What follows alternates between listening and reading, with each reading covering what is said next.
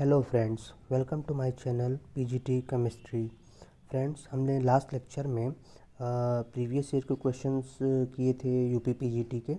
तो हम लोगों ने 53 क्वेश्चंस तक कंप्लीट कर लिया था और आगे के क्वेश्चन हम आज कंटिन्यू करेंगे। कल मैं वीडियो डाल नहीं पाया रात में, तो आज इसको हम कंटिन्यू करके आज ये 2000 का पेपर पूरा सॉल्व कर लेंगे और एक्सप्लेनेशन भी दे दूंगा। और जो लोग पेपर की पीडीएफ चाहते हैं वो प्लीज़ टेलीग्राम चैनल ज्वाइन कर लें। टेलीग्राम ऐप आप यूट्यूब पे जाके सर्च करिए, वहाँ पे आप उसको व्हाट्सएप की तरह वो होता है, व्हाट्सएप से ज़्यादा अच्छे फीचर हैं और आप उसको डाउनलोड कर लेंगे। तो और इसका लिंक मैंने अपने सभी वीडियोस में दे रखा है टेलीग्राम का, तो आप उस लिंक पे क्लिक करके मेरे टेलीग्राम चैनल पे जो पीजीटी केमिस्ट्री के नाम से है वो पहुंच जाएंगे वहाँ पे आप, और उसको आप ज्वाइन कर लीजिए। और वहाँ पे आपको सारा पीडीएफ मिल जाएगा, जो जो चीज़ यहाँ मैं डिस्कस करता हूँ सारा पीडीएफ मैं वहाँ डाल देता हूँ।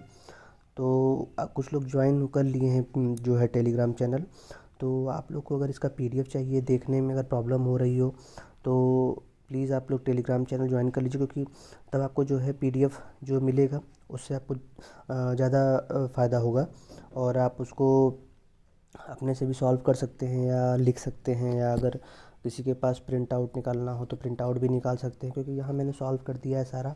तो जैसे कि आप अगर बुक भी लेंगे बाहर या कुछ भी लेंगे तो उसमें बहुत सी गलतियाँ हैं, तो क्रॉस चेक करना ही पड़ेगा आपको। और मुझे लगता है कि इतना टाइम है नहीं आपके पास कि आप पढ़ें भी और क्रॉस चेक करें और उसका एक्सप्लेनेशन भी जो है देखें। तो मैंने यहाँ पे इसीलिए ये प्रोग्राम चालू किया है जिससे कि ज़्यादा से ज़्यादा लोगों को फ़ायदा पहुँचे। तो आप लोग प्लीज़ टेलीग्राम चैनल ज़रूर ज्वाइन करें। और यहाँ पे मैं पूरा जो इसके अलावा जो एक्सप्लेन होता है मैंने सब कर दिया है और सब कुछ सही है। तो अगर आप इसी तरह से क्वेश्चंस करते रहेंगे अभी से, तो जाहिर है कि आपके चांसेस बहुत ज़्यादा होंगे सिलेक्शन के, क्योंकि क्वेश्चन ही एक सोर्स है सिलेक्शन पाने का। क्योंकि आप देखिए, जो पीएमटी नीट आईआईटी की तैयारी करते हैं तो वही बच्चे सेलेक्ट होते हैं जो लोग ज़्यादा से ज़्यादा क्वेश्चंस जो है करते हैं उस समय। पढ़ने का तो ये है कि पढ़ कोई भी सकता है, पढ़ लिया एक बार, बार बार वही पढ़ेंगे, कुछ भूलेंगे कुछ याद करेंगे, लेकिन उसको क्वेश्चन पे अप्लाई कैसे करते हैं ये ज़्यादा ज़रूरी होता है। तो हम लोग स्टार्ट करते हैं। और वीडियो शुरू होने से पहले आप लोग प्लीज़ चैनल को सब्सक्राइब कर लीजिए, लाइक कर दीजिए, शेयर कर दीजिए। तो और जो ऑल नोटिफिकेशन है सब्सक्राइब करने के बाद उसको ऑन कर लीजिए, जिससे कि जब भी मैं वीडियो डालूं तो आपके पास नोटिफिकेशन पहुंच जाए और आप तुरंत जो है वीडियो देख के जो भी मैं क्वेश्चन डालता हूं 25, 20, 30 एक बार में वो आप कंप्लीट कर लें। तो फ्रेंड्स, हम लोग स्टार्ट करते हैं। तो 54 क्वेश्चन है, 53 क्वेश्चन तक हमने कर लिया है। जो लोग नहीं देखे हों इसके पहले के दोनों वीडियो देख लें यूपी पीजीटी के। तो 54 क्वेश्चन है कि which constitute a major impurity in pig iron.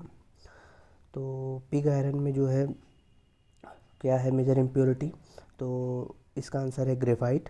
तो इसका हम एक्सप्लेनेशन पढ़ लेते हैं। कि कास्ट आयरन या पिग आयरन कंटेंट्स, इसमें जो है ना ग्रेफाइट और ये पिग आयरन में बहुत ज़्यादा कार्बन कंटेंट होता है, पहले आप देख लीजिए। और इसका यूज्ड कहाँ होता है, ये आयरन में यूज़ होता है, स्टील इंडस्ट्री में यूज़ होता है, मैन्युफैक्चरिंग में, तो इसका यूज्ड ये है। और इसके बाद हम देखिए, कास्ट आयरन या pig iron contents 2.6 to 4.3% of carbon in form of graphite and cementite Fe3C।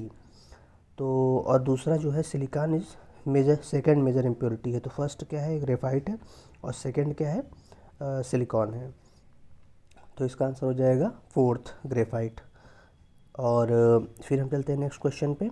55th question है, which will impart colour to an aqueous solution. तो ये हमारे डी ब्लॉक का क्वेश्चन है कि कौन इसमें से जो है कलर शो करेगा।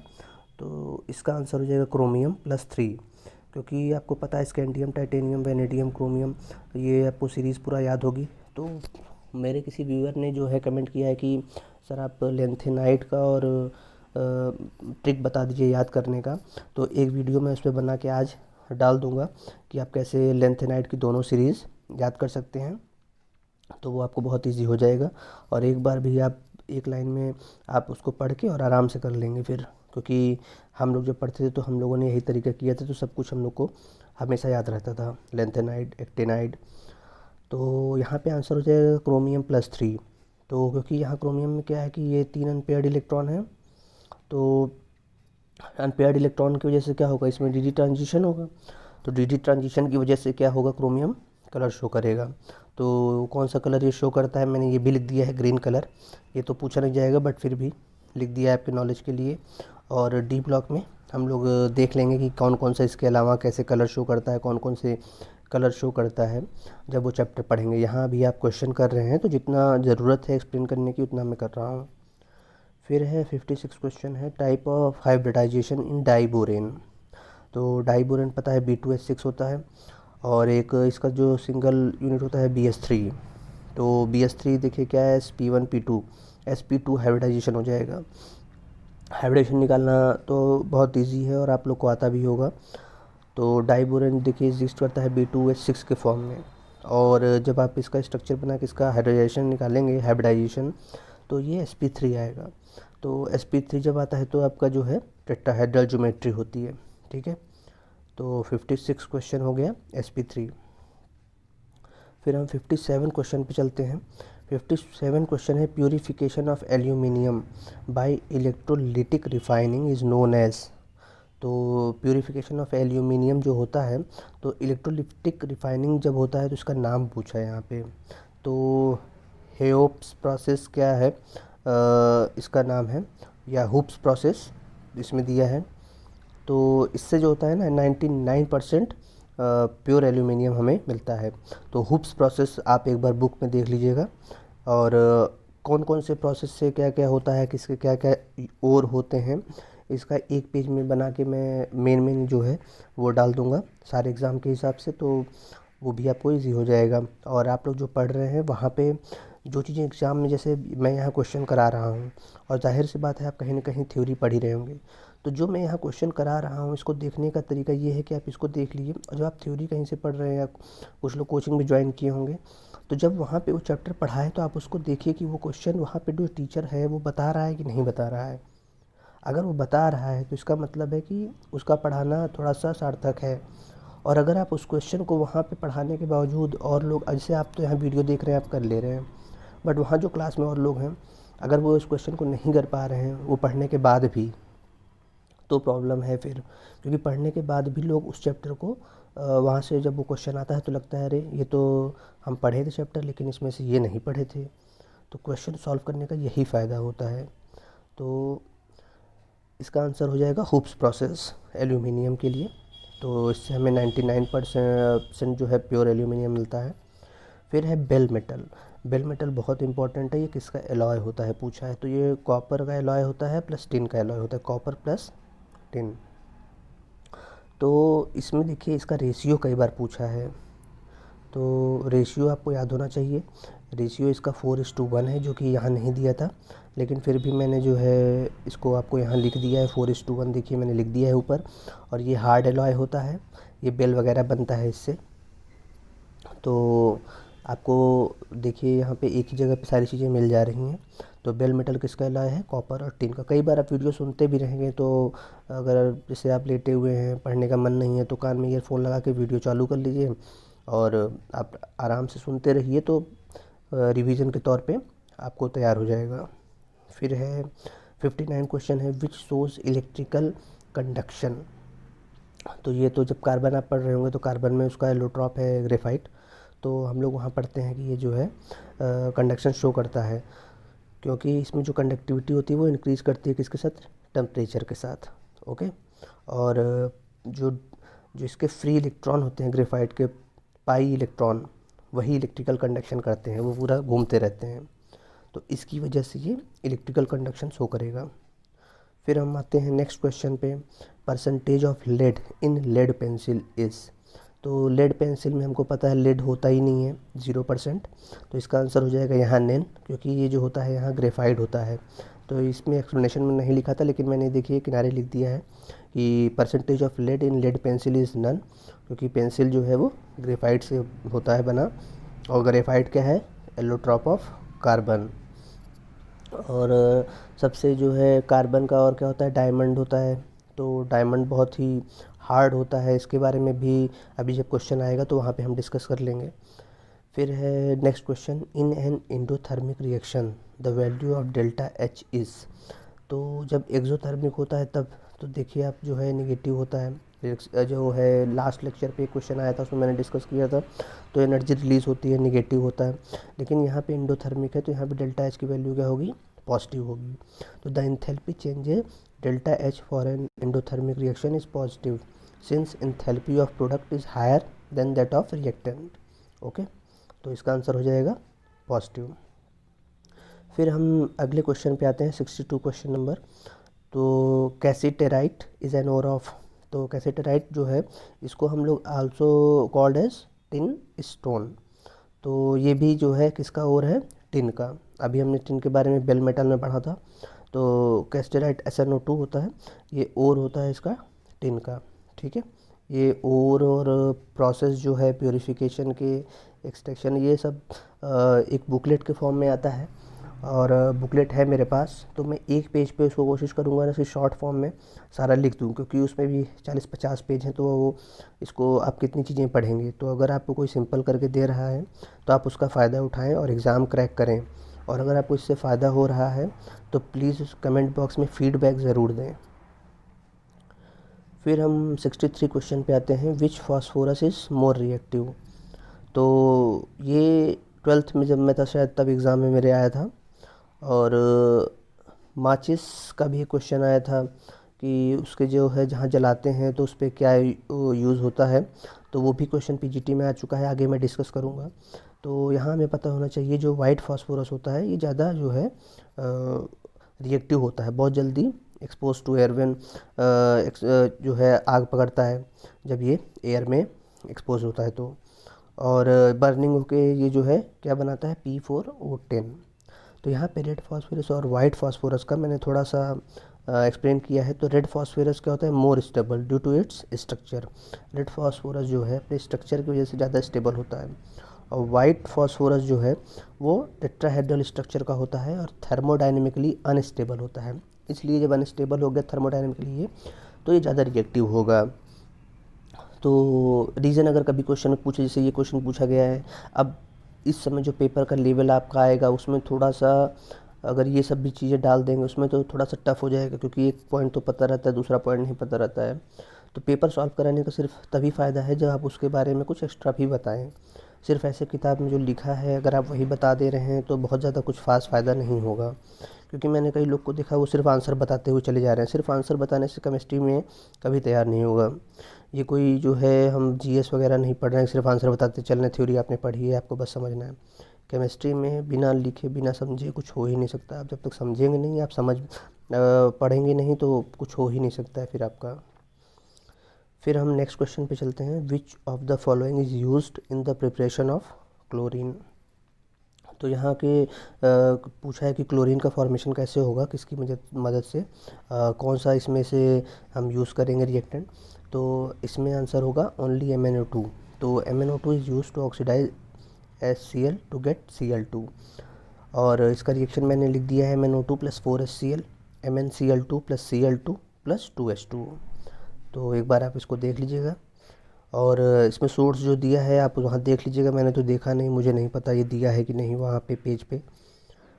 फिर है 65 क्वेश्चन, क्योंकि जनरली मेरे पास है भी नहीं वैसे। और हम लोग 65 क्वेश्चन पे आते हैं। तो 65 क्वेश्चन पे जो है पूछा है कि the number of atoms in 4.25 gram of NH3।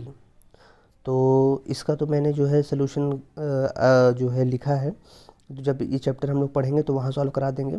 अभी आप इसका आंसर देख लीजिए, 6 × 10⁻23। क्योंकि इनका जो सॉल्व करने का तरीका रहता है वो थोड़ा सा मतलब मेरे समझ में नहीं आता है। तो मैं अपने ही तरीके से उसको सॉल्व करके रख लेता हूँ। और जब वहाँ चैप्टर पे आएगा तो मैं वहाँ पे आपको ये सॉल्व करा दूँगा। और अगर इसका जो है मेरा मेथड चाहिए होगा तो मैं टेलीग्राम पे भेज दूँगा पेपर पे सॉल्व करके, तो वहाँ पे आप देख लीजिएगा। फिर हमारा नेक्स्ट क्वेश्चन आता है, which of the following sweetest sugar. तो सबसे ज़्यादा मतलब मीठा शुगर कौन सा है, तो हम इसको देख लेंगे। इसका आंसर है फ्रक्टोज़। तो फ्रक्टोज़ ये रटने वाली चीज़ है, ये कार्बोहाइड्रेट होता है। और ये ग्लूकोज सुक्रोज सबसे ज़्यादा मीठा होता है फ्रक्टोज़। तो इसका आंसर हो जाएगा यहाँ पे फ्रक्टोज़। फिर है गैमेक्सीन, ये बहुत इंपॉर्टेंट क्वेश्चन है, कई बार पेपर में आ चुका है कि गैमेक्सीन क्या होता है। तो गैमेक्सीन का देखिए यहाँ पे दिया भी नहीं था, तो मैंने इसका स्ट्रक्चर बना दिया है और इसका IUPAC नाम भी लिख दिया है, जिससे कि अगर एग्ज़ाम में इस पर कोई भी क्वेश्चन आए तो आप इसको बना लें। 1 2 3 4 5 6 हेक्सा क्लोरो साइक्लोहेक्सेन, ये है गैमेक्सीन। तो इसको याद रखिएगा आप, गैमेक्सीन बहुत इंपॉर्टेंट है। फिर नेक्स्ट क्वेश्चन पे हम आते हैं। 68 क्वेश्चन है, natural rubber is a polymer of. तो नेचुरल रबर हम लोग पढ़े हैं आइसोप्रीन होता है, जिसका फार्मूला होता है C5H8। तो इसका जो है एडिशन पॉलीमर होता है, natural rubber is addition polymer of isoprene. तो नेचुरल रबर किसका पॉलीमर है, आइसोप्रीन का, फार्मूला है C5H8 और एडिशन पॉलीमर ऑफ आइसोप्रीन, ठीक है। फिर हम नेक्स्ट क्वेश्चन पे आते हैं। 69 क्वेश्चन है, which acetylene is passed through dilute H2SO4 in the presence of HgSO4 the compound formed is.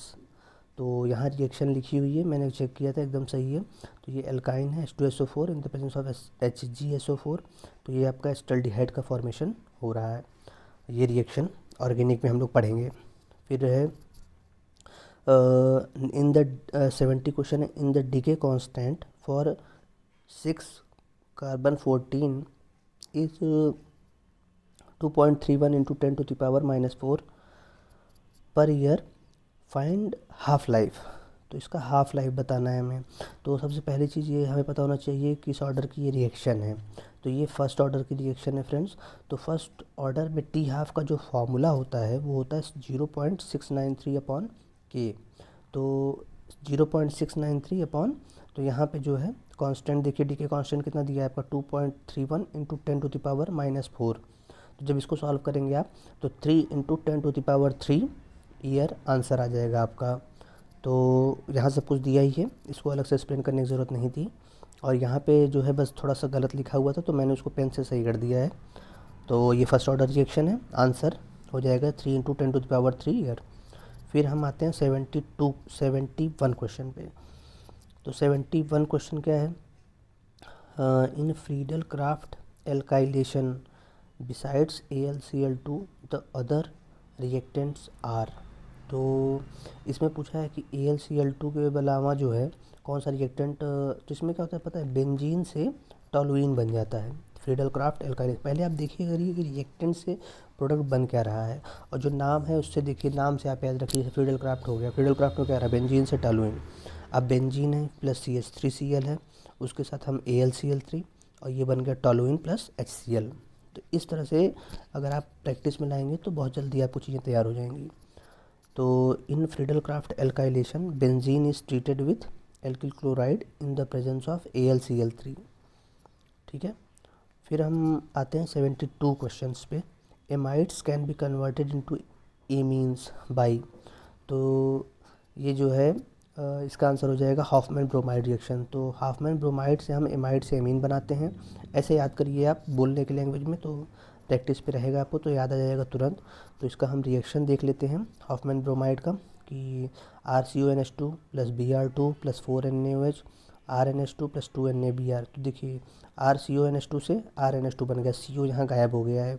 तो बस आप इसका मैकेनिज्म एक बार अपने से पेन कॉपी लेके कर लीजिएगा, और नहीं तो जब हम नेमिंग रिएक्शन पढ़ेंगे तो वहाँ पे ये पढ़ेंगे, तो उस समय मैकेनिज्म मैं लिख के बताऊँगा। मैं दो नेमिंग रिएक्शन डेली पढ़ाऊँगा, 2 रिएक्शन डेली।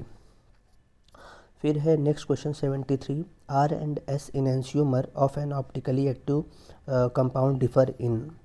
तो ये जब हम लोग स्टीरियोकेमिस्ट्री शुरू करते हैं सबसे पहला यही चीज़ होता है कि इसका आंसर, इसलिए हम सबको पता रहता है कि the optical rotation of plane polarized. तो इसका एक्सप्लेनेशन देख लेते हैं कि R&S enantiomers of an optically active compound differ in their optical rotation of plane polarized light. तो ये सबको पता ही होगा, और ये बहुत ही, जब हम लोग स्टीरियोकेमिस्ट्री पढ़ते हैं सबसे पहले यही शुरू होता है यहीं से, और प्लेन ऑफ पोलराइज्ड लाइट पहले ही 2 पेज में आपको मिल जाएगा। और फिर इसके बाद है कि all their physical and chemical properties are similar. तो इसके अलावा जो है इनकी सभी फिजिकल केमिकल प्रॉपर्टीज़ क्या होती है, RS इनेंशियोमर की सेम होती है, ठीक है। फिर हम आते हैं but two ene exhibit cis trans isomerism due to. तो ड्यू टू, क्योंकि ये देखिए ये जो है restricted rotation around carbon carbon double bond, तो ये जो है जियोमेट्रिकल आइसोमेरिज्म होता है सिस और ट्रांस। तो यहाँ पे इसका स्ट्रक्चर भी बना हुआ है। और but two ene exhibit cis trans isomerism due to, fourth option है restricted rotation around carbon carbon double bond. फिर हम आते हैं 75th क्वेश्चन पे, the treatment of an ester with lithium aluminium hydride following by acid hydrolysis produces. तो इसका answer हो जाएगा 2 अल्कोहल। तो एस्टर है, इसका लिथियम एल्यूमिनियम हाइड्राइड से करेंगे रिएक्शन तो हमें ये अल्कोहल मिलेगा। ये ऑर्गेनिक वालों जो है वो लोग इसका मैकेनिज़्म ज़रूर बना लेंगे, और हम जब इसको चैप्टर में डिस्कस करेंगे तो वहाँ पे मैकेनिज़्म इसका हम बता देंगे आपको। अभी आपको यहाँ पे प्रैक्टिस और पेपर सॉल्व कराया जा रहा है, तो यहाँ पे पॉसिबल नहीं है, उतनी जगह नहीं है कि मैं हर चीज़ का मैकेनिज़्म लिख पाऊँ। बट जहाँ पे एक्सप्लेन करने की ज़रूरत होती है वहाँ पे मैं आपको उसके बगल में लिख भी देता हूँ और बता भी देता हूँ। फिर है नेक्स्ट क्वेश्चन कि which of the following is not true. तो सबसे पहले पहला ऑप्शन देखते हैं, इसमें सारे इंपॉर्टेंट हैं, फ्लोरीन क्लोरीन ब्रोमीन, तो एकदम सही है ये। फिर है इलेक्ट्रोनेगेटिविटी, फ्लोरीन क्लोरीन ब्रोमीन, एकदम सही है ये। फिर electron affinity Cl2 F2 Br2, ये भी एकदम सही है क्योंकि इलेक्ट्रॉन एफिनिटी सबसे ज़्यादा क्लोरीन की होती है, ये हम लोग को पता है। फिर नेक्स्ट है बॉन्ड एनर्जी, तो ये बॉन्ड एनर्जी का जो सीक्वेंस है वो गलत है, क्योंकि बॉन्ड एनर्जी भी सबसे ज़्यादा होती है क्लोरीन की, फिर ब्रोमीन की, फिर फ्लोरीन की और फिर आयोडीन की। तो क्योंकि देखिए इसमें एक्सप्लेनेशन भी दिया है, due to similar size of fluorine atom there is repulsion between electrons, hence bond energy of F2 molecule is exceptionally low. और सीक्वेंस, और जो मैंने पढ़ा उसमें जो है इसके हिसाब से कि जो हैलाइड्स होते हैं मंग अदर हैलाइड्स साइज इंक्रीजेस और बॉन्ड एनर्जी डिक्रीजेज, जैसे जैसे साइज़ बढ़ेगा बॉन्ड एनर्जी डिक्रीज़ होगी। लेकिन यहाँ फ्लोरीन का जो है साइज़ की वजह से इसका बॉन्ड एनर्जी काफ़ी कम हो जाएगा। फिर हम आते हैं 77 क्वेश्चन पे, D2O इज़ यूज्ड मेनली। ये जो मैंने हाइड्रोजन चैप्टर पढ़ा रहा हूँ, देखिए वहाँ पे भी ये क्वेश्चन मैंने सॉल्व कराया था और ये आपके एग्ज़ाम में भी आया है। तो D2O is used mainly in nuclear reactor, यहाँ सेक्टर लिख गया है तो उससे कोई दिक्कत नहीं है, आप इसको न्यूक्लियर रिएक्टर समझिएगा। फिर हम आते हैं नेक्स्ट क्वेश्चन पे, फिर हम आते हैं नेक्स्ट क्वेश्चन 78, ओलियम इज़।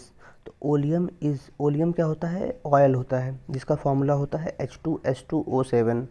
तो ओलियम क्या होता है, फ्यूमिंग H2SO4 होता है, और इसका फार्मूला मैंने आपको बता दिया है ओलियम का H2S2O7। तो oleum is obtained by dissolving SO3 in concentrated H2SO4, it fumes in air and hence known as fuming H2SO4। Okay, फिर हम नेक्स्ट क्वेश्चन पे आते हैं 80 क्वेश्चन पे, white phosphorus reacts with caustic soda, the PH3 and NaH2PO2 is produced by the reaction. तो friends आपको ये दिख रहा है। फिर इसमें देखिए जो रिएक्शन है, white phosphorus react with caustic soda, और white phosphorus react with caustic soda, the PH3 and NaH2PO2 is produced by the reaction. तो ये डिसप्रोपोर्शनेशन रिएक्शन है, क्योंकि यहाँ देखिए आप फास्फोरस का ऑक्सीडेशन और रिडक्शन दोनों हो रहा है। तो ये रिएक्शन नीचे लिखी हुई है कि P4 और plus 3NaOH, P4 plus 3NaOH plus 3H2O, तो ये बन गया आपका 3NaH2PO2 प्लस PH3। तो यहाँ P4 का देखिए ऑक्सीडेशन स्टेट 0, फिर NaH2PO2 में हो गया आपका +1 और PH3 में हो गया -3। तो जहाँ पे 0 से +1 वहाँ ऑक्सीडेशन, और वहाँ P0 से -3 तो वहाँ हो गया आपका रिडक्शन। तो जहाँ जिस रिएक्शन में ऑक्सीडेशन और रिडक्शन दोनों हो जाता है तो वो रिएक्शन क्या होती है, वो होती है डिसप्रोपोर्शनेशन रिएक्शन। तो इसका आंसर हो जाएगा आपका 80 का तीसरा, डिसप्रोपोर्शनेशन रिएक्शन।